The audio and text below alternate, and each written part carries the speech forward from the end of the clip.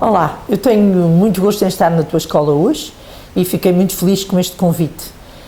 Decidi desafiar o José Agostinho Cepa, que tem sido meu parceiro de trabalhos muito interessantes, a fazer um vídeo que pudesse ficar para mostrares em casa ou para veres mais tarde e até para eu própria me autocriticar em casa.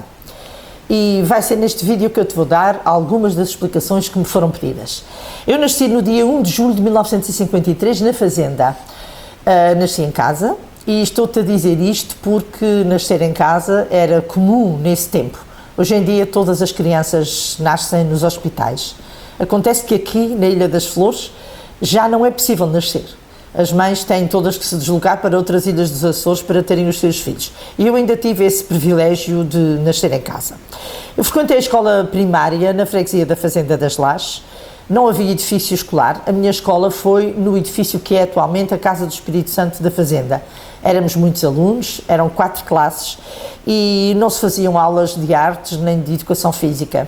A educação nessa altura estava muito voltada para a aprendizagem da leitura, da escrita, havia matemática, naturalmente, muito na base de problemas extraídos das questões da vida real, aulas de história a história era decorada de fio a pavio e havia também aulas de geografia e ciências baseadas em mapas que existiam nessa altura em todas as escolas.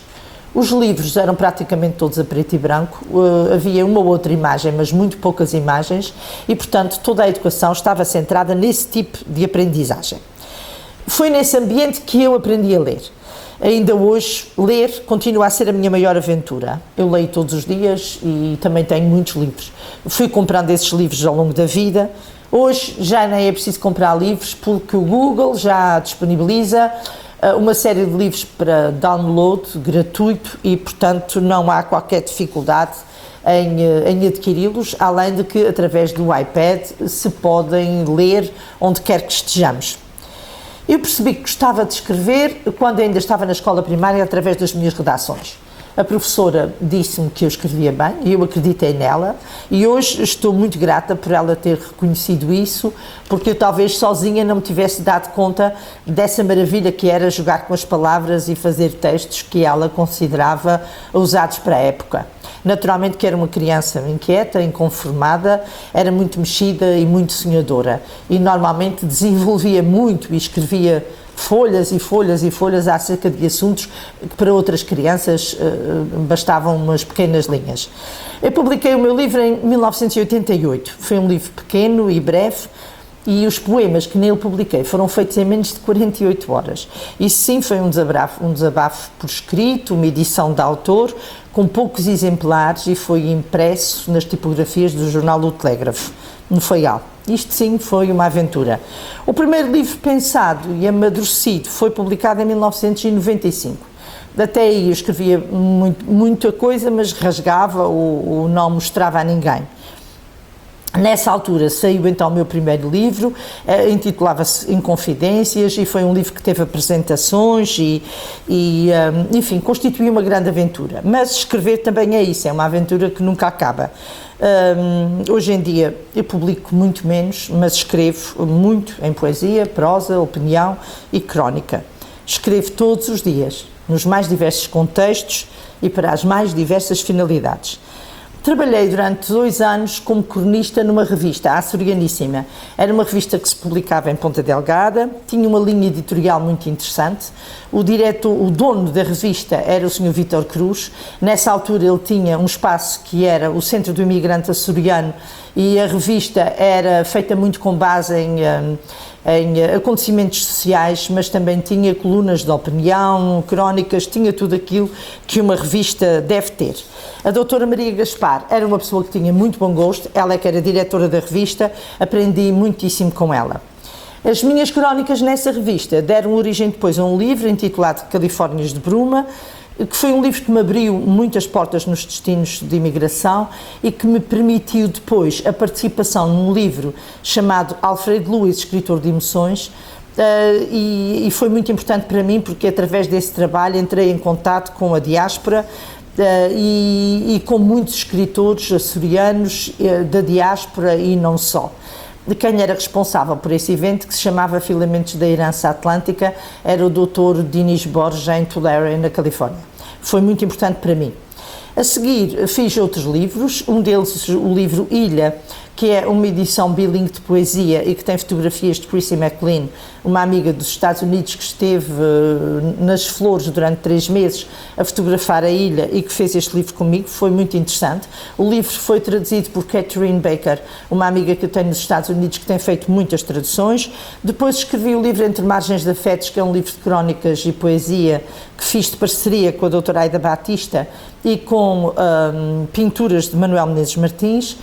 Nem Bruxas nem Homens Maus, um livro meu com ilustrações e que foi feito durante um congresso na Ribeira Quente, um conto de Natal que foi ilustrado com livros dos meninos da Escola Básica das Flores, a participação numa coletânea de textos intitulado Passos dos Nossos Avós, I Love California, um livro de crónicas que fiz com o apoio da Direção Regional das Comunidades e que foi publicado na Califórnia, 25 Olhares de Abril, uma coletânea de textos com prefácio da doutora Maria Barroso e que foi também uma participação.